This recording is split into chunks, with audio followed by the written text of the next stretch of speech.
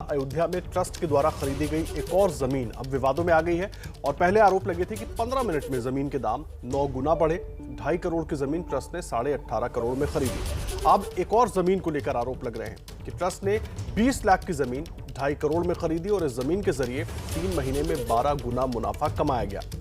मंदिर के जमीन को लेकर सियासत भी तेज हो गई है। आप सांसद संजय सिंह ने बीजेपी पर चंदा चोरी के आरोप लगाए हैं।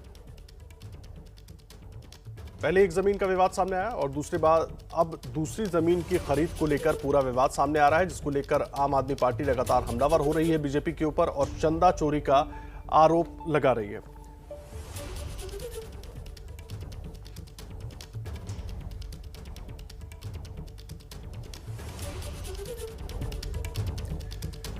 और इस वक्त हमारे साथ 3 खास मेहमान जुड़ गए हैं इस पूरे मसले पर बात करने के लिए। अनुराग भदौरिया हमारे साथ समाजवादी पार्टी से मौजूद है, संगीत रागी जी हमारे साथ मौजूद है और वीएचपी प्रवक्ता विनोद बंसल साहब जुड़े हुए हैं। सबसे पहले मैं आपका रुख कर रहा हूं संगीत रागी जी, ये पूरा विवाद आखिर इस स्थिति में क्यों आ गया कि मंदिर के लिए जमीन खरीदी जा रही है और उस पर इस तरह से विवाद हो रहा है? देखिए, हमको अपने पौराणिक आख्यानों से कुछ थोड़ा सा उदाहरण को ध्यान में रखना चाहिए। जब भी अच्छे कर्म होते थे, यज्ञ हुआ करते थे, तो उसमें दुष्ट ताकतें और आसुरी ताकतें आकर के वो यज्ञ विध्वंस करने का काम करती थी। सबसे पहली बात तो कि जो आरोप लगाने वाला है उसकी क्रेडिबिलिटी क्या है।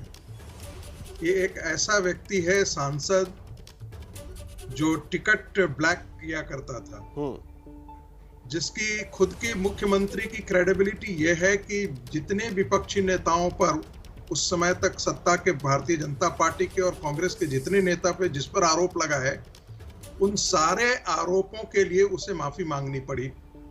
तो ये एक ऐसी पॉलिटिक्स है जिसमें आरोप लगाओ और भाग जाओ, कुछ दिनों के बाद उससे माफी मांग लो। तीसरी बात, जिस व्यक्ति ने इस पे सौदा किया है, विश्व हिंदू परिषद के चंपत राय जी आज के दिन में एक राष्ट्रीय ऋषि के तौर पे है। वो टिकट चोरी करके टिकट ब्लैकमेल नहीं करते थे। उन्होंने अपनी एक बहुत बड़ी पूंजी की कमाई, जो वो एक शिक्षा के संस्थान में काम करते थे, उसे छोड़ करके राष्ट्रीय यज्ञ में अपने जीवन को होम कर दिया है। ठीक है, राम मंदिर के लिए अपने आप को समर्पित कर दिया है। ठीक है, आप जिनका जिक्र कर रहे हैं संगीत रागी जी, उन्हीं को लेकर जी, वो व्यक्ति क्या इस प्रकार की चीजों में किनकर आरोप है, जो स्वयं लांछित है, जिनका चरित्र स्वयं दागदार है, उनके आरोपों पर जवाब देना मैं मुनासिब नहीं समझता। ठीक है, आप रहिए। जिस वीएचपी को लेकर तमाम बातें हो रही हैं, उसी वीएचपी को लेकर संजय सिंह ने जो तमाम आरोप लगाए हमारे साथ बातचीत में और पहले भी लगातार लगाते रहे हैं, उसी वीएचपी के प्रवक्ता विनोद बंसल साहब हमारे साथ जुड़ गए। विनोद बंसल साहब, आखिर अब ये दूसरा विवाद आ गया और बार बार आरोप लगाने का मौका मिल क्यों रहा है? इस तरह की चीजें हुई क्यों और इसके पीछे की बात क्या है?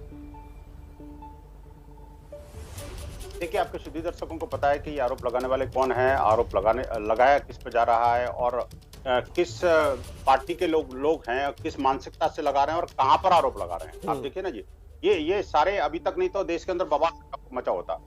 आप ये जो आंदोलन है, ये 500 साल के बाद में 67 साल की कानूनी लड़ाई और उसके बाद में 15 जनवरी से शुरू हुआ 42 दिन का एक अभूतपूर्व अभियान, जो विश्व का सबसे बड़ा एक जनसंपर्क अभियान था, जिसमें 6,73,000 गांवों ने सहभागिता की, 12,70,000 फैमिली इन्वॉल्व हुई, उसमें करीब 62 लाख लोगों ने कंट्रीब्यूशन किया और करीब 3500 करोड़ रुपए राम जन्मभूमि ट्रस्ट को विश्वास के साथ दिए।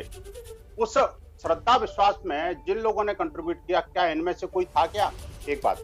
दूसरी बात, जो ये प्रश्न पूछने वाले लोग हैं, जो पिछले 500 वर्षों से करते आ रहे हैं और पिछले जब से ये कानूनी लड़ाई लड़ी है, जब से इसका जन्म हुआ है इस पार्टी का या जिस व्यक्ति का, तब से लेकर आज तक उन्होंने प्रश्न ही तो पूछे हैं, प्रश्न के अलावा तो कुछ पूछा नहीं। लेकिन आप मुझे बताइए, प्रश्न पूछना किसका? आप विपक्ष के नेता बता रहे हैं। किस विपक्ष के नेता?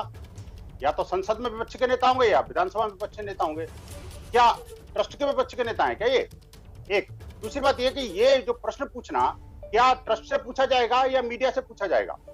तीसरी बात ये कि आखिरकार ये जो प्रश्न पूछने वाले होते कौन हैं? एक एक डील को ये क्यों नहीं, अगर इनके वास्तव में इनके सच्चाई मन में है, तो ट्रस्ट के पास जाते, उनके मानी चंपत जी के साथ बैठते और उनसे पूछते भाई ये ऐसे ऐसे हमारी समझ में नहीं आ रही, ये कहानी क्या है, आप बताएं। अगर वो जवाब नहीं देते तो समझ में आता। अगर आप उससे सेटिस्फाई नहीं है तो कोई बात नहीं, आप कॉन्स्टिट्यूशनल अथॉरिटीज भारत में बहुत सारी हैं जिनका नाम इन्होंने खुद किया, उनके पास जाते, वहां भी नहीं गए।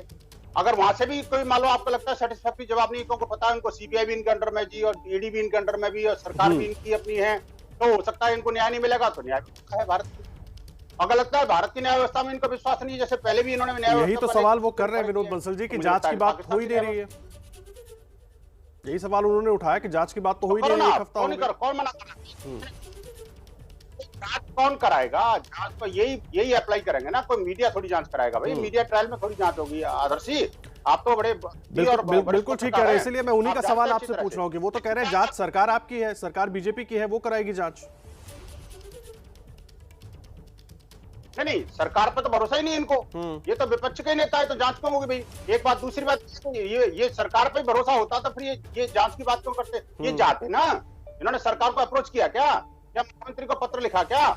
इन्होंने क्या अपने यूपी पुलिस को पत्र लिखा क्या कि इसमें ऐसा घपला हो रहा है जी, बताओ जी, इसको हमें जानकारी चाहिए और इसमें इसको अरेस्ट करो? क्यों नहीं करते भाई? नहीं जाएंगे ये, क्योंकि इनके पास तथ्य नहीं है, सत्य नहीं है और मूल नहीं है इनके पास।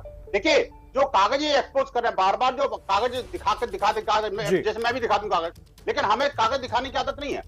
बात यह है कि देखिए, हमें पता है कि जो कागज इन्होंने लिए हैं वो पूजनीय योगी आदित्यनाथ जी की ट्रांसपेरेंस गवर्नेंस का हिस्सा है, इसलिए इनको कागज मिल भी गए। नहीं तो पुराना इनका जमाना होता तो कागज भी नहीं मिलते, वहां तो अधिकारी को कागज ही नहीं देते। लेकिन ये कि इन्होंने कागज में डेट, टाइम और सेकंड तक लिखी हुई है, उसके ट्रांजैक्शन पर किसी को कोई डाउट थोड़ी है जी। ट्रांजैक्शन हुआ है, निश्चित रूप से ट्रांसपेरेंट ट्रांजैक्शन है, लेकिन उस ट्रांजैक्शन में एक करके कभी कुछ कभी कुछ कभी कुछ कभी कुछ, और ये चंपत जी जैसे महात्मा को इस तरह के गाली देने से सीधा सीधा साफ हो गया इनकी मानसिकता क्या है, इनका दर्शन क्या है, इनका चाल चरित्र और चेहरा क्या है। एक बात अंत में बता दूं बस आपको 10 सेकंड में। देखिए, इनकी चिड़ क्या है? इनकी चिड़ है कि अब जो राम जन्मभूमि पर जो भव्य मंदिर बनने वाला है वो दुनिया का विशालतम मंदिर होगा, यानी वेटिकन सिटी से बड़ा होगा और क्षेत्रफल में मक्का मदीना से बड़ा होगा। इसलिए इनको चिड़ हो रही है कि आखिरकार राम जी का ये भव्य मंदिर इतना बड़ा कैसे हो रहा है। और हम तो शुरू से इनको रोकते रहे, लेकिन रुके नहीं। ये रामद्रोही जो है, इनके ताबूत की आखिरी कील साबित होगी। ठीक है विनोद बंसल जी, इनका जो एक्सपोज जवाब ले लेते हैं एक बार। अनुराग भदौरिया साहब हमारे साथ लगातार जुड़े हुए हैं और आपकी पूरी बात उन्होंने सुनी है। अनुराग भदौरिया साहब, जो कुछ विनोद बंसल जी कह रहे हैं उससे आप सहमत होंगे?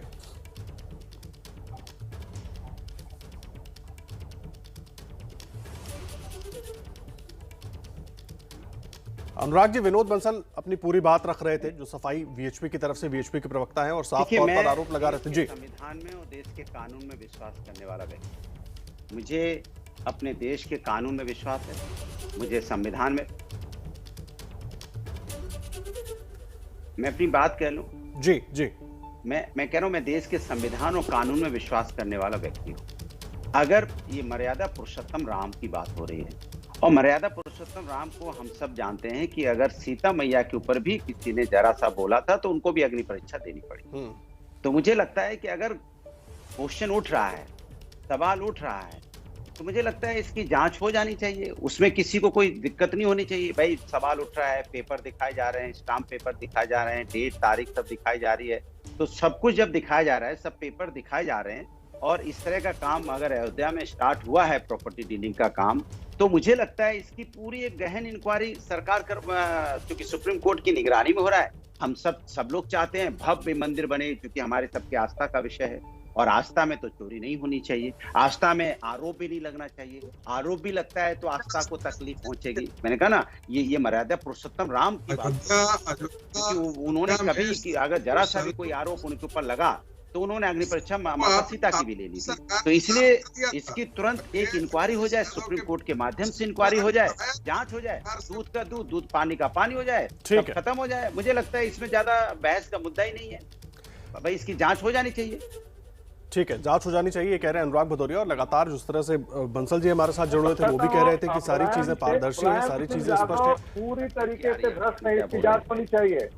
ठीक है संगीत रागी जी, लेकिन जब सवाल उठ रहे हैं तो उनके जवाब भी आने चाहिए। बहुत धन्यवाद आप तीनों का हमारे साथ जुड़ने के लिए और उस चर्चा में भाग लेने के लिए, और जो तमाम सवाल की बात रखने के लिए। फिलहाल एक छोटा सा ब्रेक ले रुक रहे हैं, तुरंत लौटते हैं। आप बने रहिए एबीपी न्यूज पर।